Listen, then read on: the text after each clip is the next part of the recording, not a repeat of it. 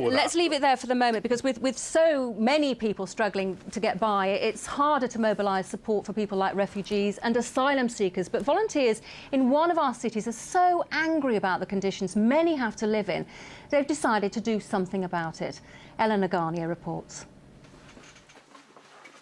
These volunteers are on a mission to sort out the squalid conditions some asylum seekers and refugees find themselves in. They're doing an inventory of properties across Nottingham, gathering evidence on their housing conditions. I have seen holes in ceilings, I have seen gaps in walls, I have seen the damp here, all of which are not conducive to healthy living.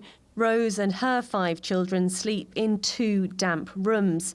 She's not eligible to claim benefits, and she's not allowed to work.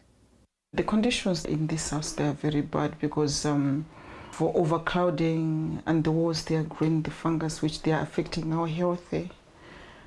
And the house is very cold. I can't afford paying for the gas. Welcome to my room. I'm going to show you my place. Zarif travelled thousands of miles from Afghanistan to start a life here. Come this way. He's been homeless since arriving 5 years ago. This is my house. And that's your stuff? Yeah, it's my stuff. If you love to see my stuff as well. I feel so sad because everyone have a nice house and I have a nice job, and I love to do it as well. I love to have a family, and I love to have some wife or girlfriend or whatever. I love to do some job because my age is 21 years old, so I have a lot of time. And what we want to do is to do a really quality piece of research into destitution in the city, to be able to quantify it and to identify where people are staying, but also to make sure that taxpayers get value for money in the accommodation that's provided by the state. Local authorities estimate that in Nottingham there are about 400 asylum seekers. In Derby, just under 300, and in Leicester, around 450. Councillors at Nottingham City Council have told me they wholeheartedly support the work the citizens of Sanctuary are doing. But we were told no one was available to be interviewed today, helping asylum seekers and refugees at a time when local people are struggling to get by is something politicians often struggle to justify. Citizens of Sanctuary plans to publish its findings by June and present to politicians and local agencies what it calls creative solutions to destitution in Nottingham. It's all our responsibility to, and especially in civil society, to expose and to reveal what's going on and to ask politicians to be accountable for the part that they play. I'm keen that we own our communities and what happens in them, and I think that's called the big society. For Zarif and asylum seekers in Nottingham, it doesn't matter what it's called, they just need help. It's not a normal life that a woman of my age could live in this type of house. I'm feeling so sad and so tired as well in my life. I'm too tired. Sometimes I cry as a human being because of this situation. Actually, we live in the shadow. We live like a rat under the ground. And Alan Jobe, a refugee from the Cameroon, has joined us. But first, I want to find out where our MPs stand on this. John, we heard the volunteers there in that film. They are disgusted that we do so little to help asylum seekers. Do you agree with them? I think I do, actually, on balance. I think asylum seekers should be treated with dignity. I think that the border agency has got to deal with what is known as legacy cases quickly and fairly. They've not been doing that. To be fair, under my own government, when my own party was in government, we were not doing it quickly enough, although even if you go back sort of 20 years or 15 years, we were never doing it quickly enough. So we've got to get legacy cases sorted out. I see it in my constituency all the time. I've met up very recently. Are you seeing more of it? I am seeing people not getting quick, fair responses from the Borders Agency. And as I say, I'm not making a partisan point. It happened under the John Major government, it happened under my Labour government, it's happening under the current government. They need to be done quickly so people are not waiting around for 10 years. I'll just give you a very quick example. I've recently met a bunch of young men, 18, 19-year-olds in my constituency from Afghanistan. Right. They came here when they were 10, 11 years of age. they've still not been told what their status is. That is not fair. Yeah. We've got to get it resolved. No, absolutely. And when you see the way that some of these asylum seekers are having to live, Mark, do you accept that we do need to do more to help them? Well, it's about getting the balance right, I think, isn't it, really? But there doesn't seem to be any balance there for them, having to live in a cave, for example. I mean, to be fair, we're taking quite a few of these asylum seekers, and we can't be, frankly, the refugee home of the world. We need to do our share as a modern society, but, you know, we just spent 10 minutes talking about the challenges that hard-working UK families are facing. We've got to look after them as well, frankly. And do they come first? Is that what you're saying? I think we need to do our fair share. And at the moment, it feels as though the proportions are tipping the wrong way. You know, so what happens then? Well, I mean, does somebody like Zarif, does he just have to keep living in a cave? We've heard about Zarif, who's frankly travelled from Afghanistan. He's come right away across Western Europe. He's travelled through lots of other modern countries like France, Germany, Belgium, all of those countries. Why did he end up at the UK? Having travelled through all of those countries. Well, now we have a moral responsibility. He may say, why shouldn't he come to the UK? Yeah, but I hear what you know, you're saying. We need to but do he is bit, applying for but asylum. I think we've got to look after our own as well at the same time. OK, well, let's hear Alan's story, because we heard a little bit about it there. You fled persecution in Cameroon, Alan, and it took you 10 years to get refugee status. Can you describe to me how you survived during that period? It was terrible. I fled Cameroon in 2000 after I got caught in a political wrangling between the government in place and the opposition.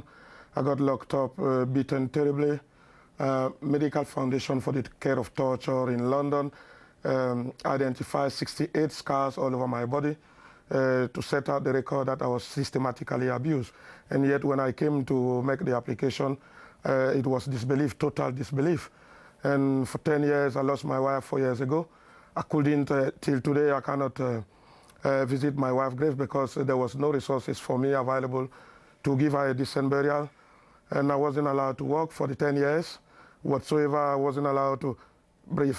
All the experience, all the skills I could have had vanished within the 10 years. It was terrible. It was, I remember to have received something like 358 mails somewhere, you know, where I was dispatched by NAS. And that's how, you know, how you've had to live. I had to live. Yeah. I mean, I can't imagine what that must have been like for you. Yeah. Unbelievably grim. I mean, but now you've got your own business. You've got a food stall in the Victoria Centre in Nottingham. How's that working out? I hear it's very popular. Well, exciting. I'm grateful to the resilience of local people in the great city of Nottingham. They've been extremely supportive. They've been there when I needed them the most. They really, really helped me up and so on. And my work within the local community has been valuable, and I'm really, really happy today. Some people would say you've been lucky to find the right help, but what do you say to Mark Spencer, for example, when he says that, let's face it, the situation we're in, we have to look after our own people first? Yes, I think Mark will accept with me that we cannot tolerate a family of 4 to sleep in one single bed. We cannot tolerate a young man, wherever he's coming from, to be sleeping in a cemetery where only dead people are. Something needs to be changed. The government has a duty of care to everybody who find himself here, and they needed to provide to these people the basic need for them to survive. Because we heard Eleanor, didn't we, in her film there, saying that politicians are generally reluctant to speak out in support of asylum seekers. When you hear what's happening here, don't we have to be a bit braver and say, actually, he's right, you know, they deserve a better life, and we should be able to help them, no matter what our own problems are here? I mean, I would always say politicians should always say and talk about the issues they believe in, and shouldn't try and, you know, cut their words for what they think would be most popular with the public. I mean, I know some politicians do that.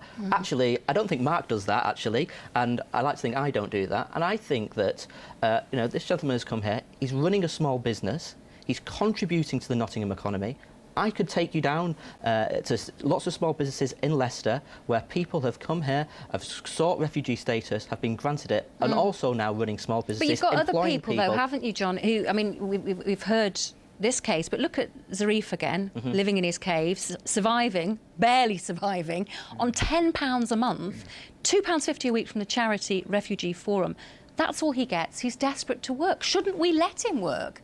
Well, I think we've also got UK residents as well, haven't we, in the Well, same of course, circumstances, yes. who are homeless, who find themselves in desperate circumstances. I understand. But the point I'm making is that, yes, we need to do our fair share. We need to help these people wherever they come from in the world, but we can't do it for the whole world. We can only do so many. Now, the Western world, frankly, you know, other nations need to step up as well and help us out, but it's about getting that proportion right. But it goes back to this point I made right at the start of the discussion.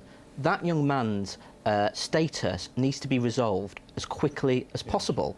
You know, if the border agency and the authorities decide that he shouldn't have refugee status, they should remove him from the country in the fairest way and with dignity. But that's the issue. But People I think are not getting their that, legacy wouldn't sorted. you? Let's face it, you'd agree that these things need to be moved on more quickly. I mean, in your case, 10 years was far too long, and in that time you had to endure terrible things. They need certainly to be speed up. As a community member in the great city of Nottingham, it is not our duty to move somebody or to let somebody stay in Nottingham and, of course, in the United Kingdom. As a citizen of this great city, my concern is for human being treated fairly and humanely. And you will accept, the two of you, I'm sure, that we cannot tolerate that a family of 4 in a single bed, you know, that's not just the kind of society we want to live in. Or indeed, a young man sleeping in the cemetery, that should be shock us. The UKBA has to do its job.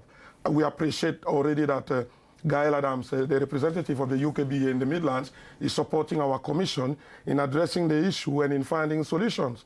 And But more has to be done. More has to be done. OK, Alain, thanks ever so much for joining us. Thank you.